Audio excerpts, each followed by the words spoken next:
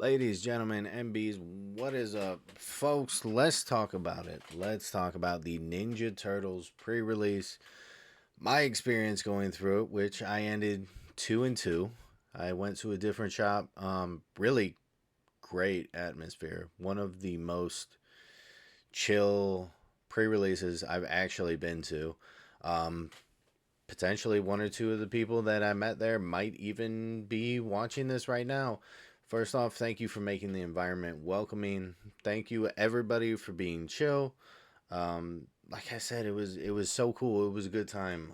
Very relaxed, very enjoyable, really.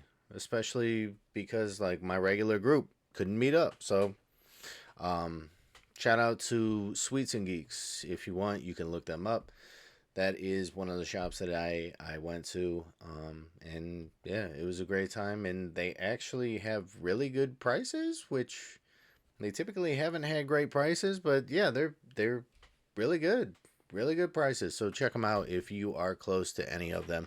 Um, First off, I want to talk about cards that I had in my pool that I felt kind of did a good job for me. And then I'm going to talk about some absolute beaters that were killing me. As of right now, it is Sunday night as of recording this at 11:40 at night. So, yeah, hopefully everybody has had a great weekend playing pre-release. If you didn't get a chance to play pre-release, maybe you played in arena. I don't know. Fun set, a lot better than I actually had anticipated it on being. But without any further ado, let's dive into it.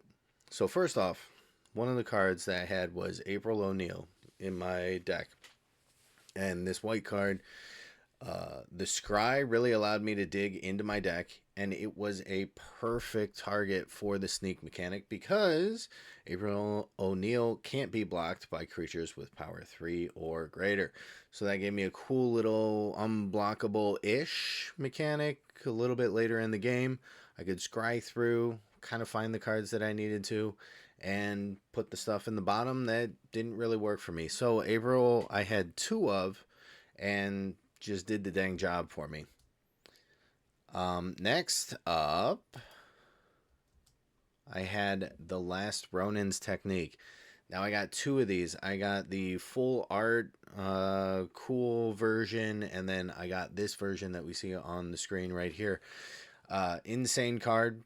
I think I casted it almost every game, and yeah, there were some times that like one or two times that I hard cast it for the 4 cost, but 9 times out of 10 I was playing it for the sneak amount. I was getting a little bit additional damage through, and even if it wasn't really more damage, because say I bounced a 3 power creature back, it was putting more creatures on board to help out with some other cards that we'll talk about a little further on. So, great card. Insane. Loved it. Did everything I needed it to. Next up, Koya. So, Koya was a really interesting card because a lot of times I was looking at trying to exile one target creature on my opponent's board. But what I ended up coming out to find is there were instances where I had my creatures locked down or turned into 0/1s with no abilities, which we'll talk about some of those cards in a little bit. I could just bounce my creature, not pay the 4, which I don't think I ever got the opportunity to pay for. And my creature would come back and still be able to do work for me. So Koya was really kind of a card that I got for the evasion and the potential bounce effect, and eliminating the card from the field or the game as a whole. And it ended up just being just kind of like a safety card, a little bit of a protection card for me, which was a really unique shift and kind of cool to see as I played on. I also want to mention, because I forgot, I played 4 colors. I splashed, I guess, for black. Green, red, and white were the colors that I ended up playing, just so we know that. Next up, the quintessential katana. So, I'm not a big fan of equipments usually, as veterans of the channel probably know. But this actually seemed pretty sweet. It gave my creatures vigilance most times. Well, every time it was able to deal combat damage. I gained life off of it. It made my creatures bigger, and then when I cast ninjas, I could just automatically attach it to that new ninja that just came into the battlefield. So, really, really versatile, really fun, sweet card for especially a deck that I had that had a lot of ninjas and just a lot of creatures in general. It was a lot more creature heavy than I've really used in the past. And then bot bashing time. So I was able to cast this, I think, probably 3 times throughout all 4 matches that I had. And I wasn't really casting it at the best times. I actually kind of screwed over my own gameplay on my second match, and I dealt 6 damage to a 2 creature rather than a creature that was drawing my opponent a bunch of cards in a deck that they were like, yeah, there's really nothing in here that works very well. And they ended up just outlasting me in the game because I didn't kill the actual threat on board, just trying to have fun and play around with it. Um, but I think if I had a little bit better use of bashing time, I could have maybe pulled out another match win potentially. But really good card regardless. That 6 damage, especially in pre-release, not a lot of people are going to get above that 6. And the ability of like, if it dies, you exile it, works great. Raphael Tough Turtle. So this was the card that I was talking about when we were talking about Last Ronin technique, right? So whenever a creature I control enters, Raphael deals 1 damage to target opponent. I had, once again, 2 of these in my deck. Like I said, I had a creature heavy deck, but I feel like it didn't do as much work as I really wanted it to do, honestly. And that's kind of weird to say, especially because it was so creature heavy. Maybe I could have cut one of the Raphaels. That might have been a better play to go with. But most times when he was on the board, I was kind of getting, I don't know, maybe 3 damage off from him, which 3 damage is 3 damage, but also, I was hoping to get a lot more. Now, it was great when I had Last Ronin technique that I could just drop in and get stuff, but there were situations where I thought that they would block Raphael, and they didn't block Raphael, and they blocked something else, and I had to use Last Ronin on Raphael because I needed those creatures for further advancement in the game. Just some tough calls there and weird situations with Raphael. But overall, I think it was a decent card. I'm actually excited to use this in like my Prosh deck. I think that's going to be the most obnoxious, and Prosh has a bunch of things in it that are kind of aristocratic type of cards. So, yeah, Raphael, decent, not great, but pretty decent for my deck. Then, weirdly enough, Cowabunga, a 1 green common sorcery. This card with the deck that I had built was just able to get me something every time I played it. And it was always the thing that I needed, right? I was short on a plains and I had a bunch of plains cards in my hand. I played Cowabunga. There'd be a plains right in those top 4. There were instances where I needed another creature from my deck, and I would find the ninja or the turtle version of it, and it would just be right there for me. So it always worked perfectly when I needed it. I know I had talked about this one, I believe, in my pre-release best 6 in the color, and I think it was a good call to put it in there because this at least for me worked great. Then Michelangelo the Improviser. So I didn't have huge heaters, but I was able to definitely get out a creature, and unfortunately the last game I actually read the card and saw that it's creature and or land. So I could also put a land in. Yeah, that kind of changed the game for me a little bit. I think this card's going to be so good. I think it's just going to be an insane card regardless. And it was part of a goofy little fun thing that we'll talk about in, I think, 2 or 3 more cards. So stay tuned for that one. Then I had Tenderized. Now, I had, once again, 2 Tenderizes in my deck, and I don't know. I think this is another one where if I play one of them, I'm almost better off than playing two. Because I felt like at most times I didn't have enough damage on board to actually make Tenderize worth it. Now, there were some instances where I would go to attack, I would hold priority, Tenderize, hit your creature type of thing. To well, I'm sorry, after blockers, not attack and hold priority. That was a whole nother thing that I did at one point. But after blockers, I'd be like, okay, cool. Before damage, tenderize, smack your dude. Damage goes through. I killed you, dude. You didn't think I'd do that, did you? So it was good, but yeah, like I said, I didn't have the damage at all times when I really needed it. Next card, EPF Point Squad. So once again, creature deck, 2 Last Ronins. EPF Point Squad was pretty decent. Unfortunately, it felt like the MVP of my deck and the card that I really needed to push into. Um, Once again, had 2 of these in my deck. But I think that was a good thing to have it because a lot of times my opponents were using removal to take out the big threat on the field, which at some points this would be like a 7/6 or 5/4 type of creature that you just can't ignore. So really good card, a lot better in my deck than I think in most people's deck, but glad I had it. Then we have Karai, Future of the Foot. So I was able to get back 2 or 3 creatures with Karai.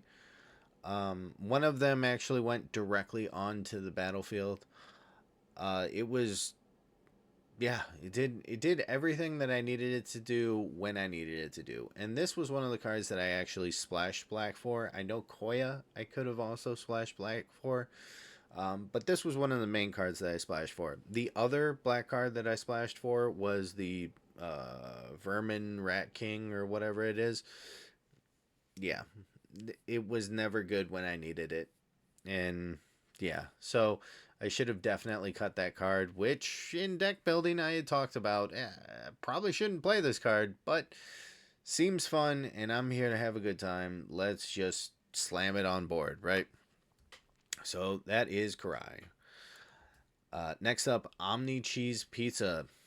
Um, Unexpectedly, a decent card for me. First off, when it enters, you draw a card, so that was hopefully getting me a little bit of card advantage because I kept falling short on cards, which is something I think I need to fix in my pre-release stuff. I kind of look for a little bit more card draw because I keep running short when I have 2 cards when I need maybe 5. And then it worked great to become black mana many times when I needed it. So that was great to sacrifice it. And then there were some situations where I was able to hang in the game or hang into the game a little bit longer because of that 3 life right there that it has as its last line. So not a bad card at all for pre-release. Did what I wanted it to, and unfortunately, I failed the card. It didn't fail me. Then this was the card that really synced up with Michelangelo Improviser. It's a ridiculous card. I never got close to 9 mana, even though I was playing a land every single turn. But oh my god, I got it once. I got the dream once. I had this, Michelangelo, and 4 lands in my hand at the start of a game. And I said, we're freaking doing it. So I went, I did it, turn 4, Michelangelo sneaks out, deals damage. Cool. I'm going to cast Krang, and here's my land. And my opponent went, okay, that's ridiculous. I scoop. Next game. So, he only got on the board once. He got in my hand more times than I wanted him to. But for the sake of having fun, oh, it was so fun. It was such a fun card just to throw out on the board and play. I actually had an opponent look at my deck after the second round, my second loss, um, and said, "Oh yeah, I had this card in my deck too. I got rid of it because my first opponent was like, 'Why do you have this? Like you're never going to get to 9 mana.'" He's like, "You should take it out." And I'm like, "No, I want to live the dream. I have to cast him once during this pre-release." And I freaking did it. I freaking did it. That makes me the champion no matter what. Give me my 5 backs. Uh, anyways, I think after Krang, we might be into cards that I played against that were kind of nightmares for me. So let's take a look. Yeah, exactly. Retro Mutation, 2 and a blue. I actually had 2 of these in my card pool, but unfortunately I had literally nothing else in blue. But honestly, I should have taken out probably 3 or 4 other cards that I had and put those 2 in and just splash a little extra blue too. Just play 5 color sweetness. It worked for me in Dragonstorm. Why can't it work for me in Turtles, right? Um, but yeah, this was a pain because my EPF squad got hit with this once. Mikey got hit with this once. What else? What else? What else? Yeah, I think those were the 2 big notable things that happened, and I just got I got there and I was like, especially my first 2 games, there was a ton of removal in the first game. In the second game, there wasn't as much removal, but we were both playing very slow decks. But they had this card. This was the card that they demolished my whole board state with. Oh, it was the worst. It was the worst. Um, yeah, so it was a good card. It was a good card for sure. I know I mentioned taking out 4 to 6 cards. I was a psychopath and I ran 46 cards actually in my pre-release deck. So a huge, thick pre-release deck. And after I played it, there were definitely cards that I should have probably taken out that didn't do as much for me. Like I said, I could have taken out one Tenderize. I could have taken out the Rat King. If I was going for the win, I could have taken out Krang. Like, yeah, there were a handful of cards that I could have taken out if I was going for a W. But yeah, I just had a good time and could have put 2 of these suckers in and just really lock down my opponents. But yeah, great card. These cards are always just freaking killers. So if you get them in any pre-release, definitely play them. They're good. Then April, Reporter of the Weird. So this was the card that I said in my game or my match 2. My opponent got out, and I decided not to do bot bashing time on. Yeah, yeah. I was having too much fun, and I wasn't thinking about winning at this pre-release. I can 100% confirm that because yeah, I just wanted to see if I could get my opponent to mill out because at one point they were hitting me for 4 with this, and they were getting very low on cards, but I got even lower on life, and my Omni Pizza wasn't gonna save me. So, yep, April definitely a good card, but I could have chump blocked. I could have killed it. I let it be a better card than it was, which don't do as I do. Do as I say. Yeah, that. Yeah. Next up, Utrom Scientist. So I had 2 matches where my opponents actually had this freaking card in their deck. And just the fact that you're locking down a creature for basically 2-ish turns, a turn and a half, with the stun counter is just very oppressive and really slows down your opponent's game, right? So, good card, definitely something that should have been played, and I'm glad to see that people, had that evaluation of the card that, hey, this is good. I should put it in my deck. But yeah, once again, I had Michelangelo get locked down by it. I had my other Michelangelo that I had, the different one, not two improvisers, a different Michelangelo, get shut down after I had a bunch of things leave the battlefield, and he got a +1/+1 counter on it. I think that's what it was. Yeah, but good card, good card. Who would have thought stun counters are neat? Then Death in the Family. Once again, once again, once I got a creature beefed up and ready to go and set him out on his own to really change the world and put his imprint on it, I'd get Death in the Family. Yeah, and just it's such a sad card for me because it exiles my creature. I can't even get it back with like Karai. I can't do anything with it, so it gets exiled. And most of my cards were mana value 3 or less. So I think that's another thing to take away, and that I'll try and take away from this pre-release also is when you're playing a pre-release, most things are 3 or less. So if you have a card like this is straight gas. This is 100% value. Run this card. But I think I had talked about it in my pre-release video. Yeah, this seemed like a good card anyways. Once again, sweet. Run it. Pain 101. This is another one that's we've seen in a few other sets and popped up in this one too. But oh my gosh, was it painful? I mean, the fact that it has death touch, and then even if it dies, it comes back onto the battlefield. We've seen what have we seen with this? I think it was maybe a +1/+1 counter added to him in other cases, maybe menace, something like that. But either way, we've seen this when it dies, return it to the battlefield. Yeah, yeah. The death touch was a killer. It was a killer, but great play though, regardless. Then, this one gives me nightmares. My first opponent that I played got this out in our first game. Yeah, there was nothing I could do, and I kept having to block, right?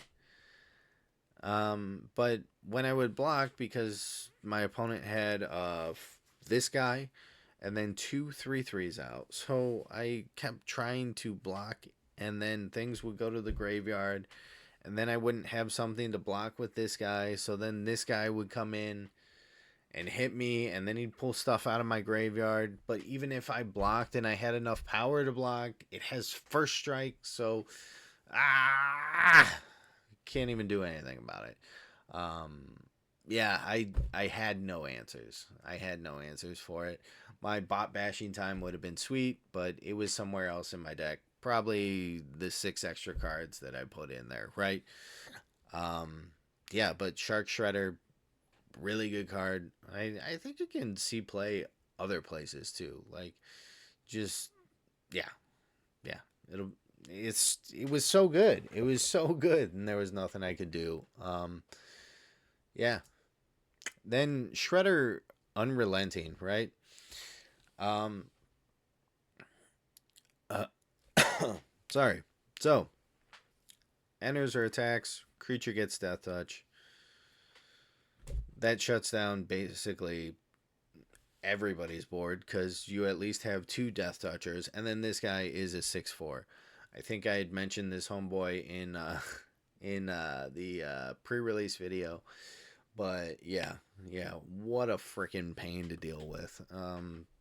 Just a great card though, and I did see across almost all the matches that I had seen, there were at least 5 or 6 of them opened, which I mean, I guess it's uncommon, man. It's uncommon too. I kind of figured it was a rare. Okay, well that makes sense why there were so many opened, and there were a lot in that alternate art that you see down here that were open too. I would probably say half of them, and then half of those were in foil. Just Ugh, what a card. Stomped by the Foot. Once again, kept popping up, and oh man, it was such a problem because it was always easy to get the negative two on me when it needed to be, and then getting it kicked, there was always an opportunity for that when I had something that was big, like a 4-5 or something. Just oh man, it was such a problem. My first and second match got me with it. I think at least 4 times, and maybe one time was actually kicked. What a pain! What a pain of a card. And we talked about it because we talked about Vane's pain or whatever it was from Final Fantasy. And I was like, that's kind of what this card is. It was good then. It'll be good now. Friggin' was. Super Shredder. So this is the big boy. This is the chaser. This is what everybody wants. Yeah, this I ran into it I think once. And yeah, it's good. It's a Yaheni. Really, except another permanent leaves the battlefield, not just on your side. Just anything disappears, you get a +1/+1 counter on it. Sweet card. I didn't open any, but yeah, just bullied the heck out of me. I hate it. Then Foot Elite. This is another freaking card from my first match. My first match was my opponent was so good.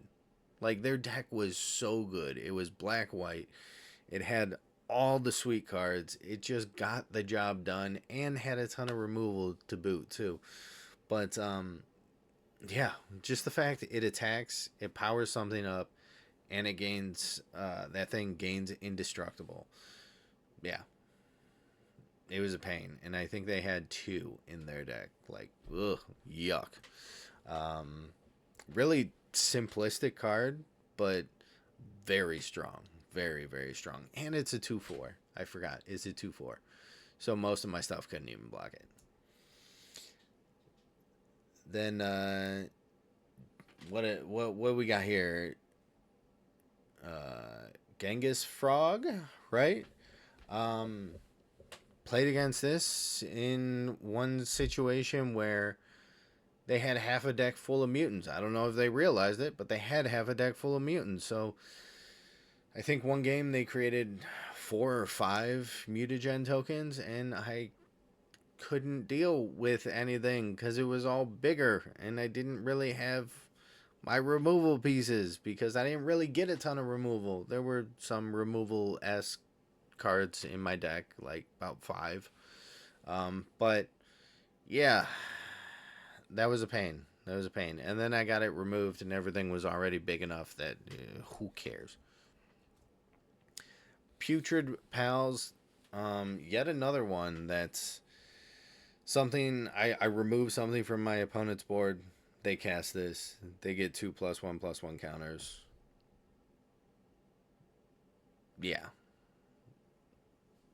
it coming in as a 5/5 was a no go. A 5/5 Death Toucher. I mean, a 5/5 in general in pre-release is basically Death Touch, but oh man, um, yeah, that was a pain. I had it only with one opponent. Came up against it in both of the matches that we played. Was able to remove it in the second. The first one, just a friggin' house on me. Then Raph and Leo, sibling rivals. Believe it or not, when a card attacks, and if it's your first combat phase, you get another one, but you can untap 1 to 2 target attacking creatures. Is a good card. It's really good. It's really insane. My opponent played it literally second match, um, game 2, and I was just like, man, there's nothing I can do. That's it. You got it. You got me, man. It's all you. Insane. Such a good card. Maybe if I didn't let them draw so many cards, it wouldn't have been an issue. But I don't know. I was dumb. And finally, the last card that I really want to talk about is Turtle Layer. So, first and second match, my opponents had this. It is a pain that it's in uncommon. I didn't open any of these, but definitely would have helped with my mana base being 5 color or 4 colors.